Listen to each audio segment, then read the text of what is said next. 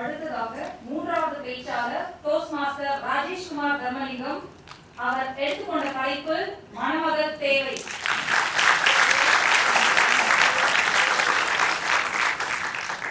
மணமகள் தேவை. Toast master Rajeshkumar Dharmalingam. எத்தனை பேருக்கு கல்யாணம் இல்லை?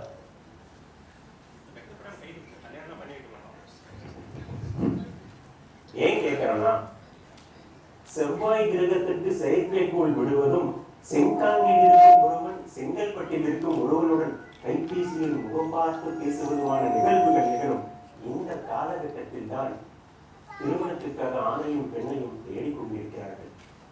திருமணச் சந்தையில் விளைபோகாத ஆண்மகன்களில் நானும் ஒருவன்.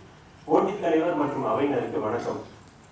மார்கழி மாதம் மதியம் ஒன்று மதிமயங்கிய வேளையில் மல்லாக்கு படுத்துக் கொண்டு ஒரு முட்டை படம் ஒன்றை பார்த்துக் கொண்டிருந்தேன். அலைபேசியில் எனது அன்னை அழைத்தார். மகனே, உனக்கு திருமணம் செய்ய வேண்டும் என்றார். இன்ன அவசரம் என்று. மகனே, தாங்களுக்கு 7 கழுதை வயதாகிறது என்றார். ஒல்லியாக இருக்கும் ஒரு புகைப்படத்தை அணுகுமாறு என்னை கேட்டுக்கொண்டார். ஒல்லியாக வாரமெல்லாம் வலுத்த கோடி உண்டு வளர்த்து சேர்த்த இந்த உடம்பை குறைக்க உடற்பயிற்சி நிறுவனத்துக்குள் நுழைந்தேன். இலவசமாக சாலையில் ஓடுவதற்கு சோம்பேறித்தனம் பட்டுவிட்டு மின் இயந்திரத்தில் ஓடிக்கொண்டிருந்தார்கள். இன்னும் சிலர் நின்று கொண்டிருந்த மிதிவண்டியை ஓட்ட முயற்சித்துக் கொண்டிருந்தார்கள். ஒரு முறை குனிந்து நிமிர்ந்து விட்டு 1.5 கிலோ குறைந்து விட்டதா என கண்ணாடி முன்னால் பார்த்துக் கொண்டார்கள். சரிப்பட்டு வராதென நான் திரும்பிவிட்டேன். மணப்பெண் தேடுவதில் அடுத்த கட்டம் வழிமுறைகள். இன்றைய காலகட்டத்தில் பெண்கள் தேடுவதற்கான வழிமுறைகள் மட்டும்தான். பெரும்பாலும் திருமண தகவல் மையத்திலும் இணையத்திலுமே முடிந்து விடுகிறது. மூதாதைய காலங்களில் இருப்பது போல சுயம்பரம் எல்லாம் கிடையாது. இன்று சுயம்பரம் வைத்தால் ஒருவருக்கும் திருமணம் நடக்காது. மணப்பெண் தேடுவதில் அடுத்த கட்டம் எதிர்பார்ப்புகள். இன்றைய காலகட்டத்தில் பொதுவாக எல்லாத்திலும் கேட்டு விடுகிறார்கள். உங்களுக்கு எப்படியான மணப்பெண் தேவை, எப்படியான மணமகன் தேவை என்பதை கேட்டு விடுகிறார்கள். 25 வயதாக இருக்கும்போது என் பாட்டியிடம் சொன்னேன், சினிமா நடிகை போன்ற ஒரு அழகான பெண் தேவை என்று. அதற்கு அவர் சொன்னார், சினிமா நடிகை எல்லாம் தேவையில்லை, பாவம் அவர்களை நல்ல ஆடை வாங்குவதற்கு காசு இல்லாமல் கிழிந்த ஆடையை போட்டு கொண்டிருக்கிறார்கள் என்றார். ஒரு 28 வயதான போது எதிர்பார்ப்பு சற்று குறைந்தது. சினிமா நடிகை என்பது சின்னத்திரை நடிகையானது. 30 வயது ஆகும் போது முன்னங்களில் முடியிலை இடையும் எகிறுகிறது. அண்ணா என்று கூப்பிட்ட பக்கத்தில் விட்டு சிறுவர்கள் அன்பில் என்று கூப்பிடுகிறார்கள். காலோரம் பிள்ளை முடி வயசாகிறது. இந்த காலகட்டத்தில் திருமணம் ஆனாலே போதும் என்ற நிலைமைக்கு வந்து விடுகிறோம். அடுத்த கட்டத்துக்கு போகணும்னா இந்த சமுதாயத்தில் ஒரு பிரச்சனை உள்ளது.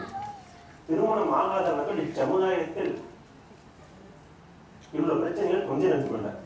உதாரணமாக சென்னையில் உள்ள மெரினா கடற்கரைக்கு நான் ஒரு முறை சென்றிருந்தேன். தனியாக சென்றிருந்தேன். அங்கே கடலில் இருக்கும் ஒரு சிறுவன் எனக்கு கடலை விற்க மறுத்தான். ஏன் என்று கொதித்தெழுந்தேன். அதற்கு நீங்கள் சரிப்பட்டு வரமாட்டீர்கள் என்றார். என்னுடன் கூடவே சுற்றி கொண்டிருக்கும் ஒரு நண்பன் எப்போதும் கூடவே இருப்பான். திருமணம் ஆன உடனே கையில் சாப்பாட்டு போய் எடுத்துக்கொண்டு அலுவலகம் வந்தான். பாருங்கள், ரத்தழுத்தம் எதிரே டோஸ்ட் மாஸ்டர்ஸ் போட்டிகளில் பேச வேண்டும் என்றால் போட்டு பேச வேண்டும் என்றார்கள். தமிழர்களை பொறுத்தவரை திருமணமானவர்களுக்கு மட்டுமே போட்டு இருக்கும். இது இன்று இரவல் வாங்கியது. மேடை ஏறுவதற்கு சற்று முன்னால் ஒருவர் கேட்டார், என்ன தலைப்பில் பேச போகிறீர்கள்? மணமகள் தேவை. ஆஹா, தலைப்பில் மிக நகைச்சுவையாக இருக்கிறது. உங்கள் திருமணம் ஆகிவிட்டதா என்றார். என்ன கொடுமை. பின்பு ஒரு நாள் என் பள்ளியில் படித்த தோழி நன்றாக எண்ணெய் வைத்து தலைவரி சட்டையெல்லாம் போட்டுக் கொண்டு இருப்பார். இன்று திருமணமானவுடன் தனது கணவரை கட்டி பிடித்துக் கொண்டு நயகர் அருகில் நின்று புகைப்படத்தை போடுகிறார்கள். அதையெல்லாம் பார்க்கும்போது வெக்கத்தை விட்டு சொன்னா மனசு ரொம்ப வலிக்கும். அதற்கான அடுத்த கட்டம் பொண்ணு பார்க்க போவாங்க. நான் ஒரு முறை பெண் பார்க்க சென்றேன். தனிமையில் தான். ஸ்டார்பக்ஸில் அது நிகழ்ந்தது.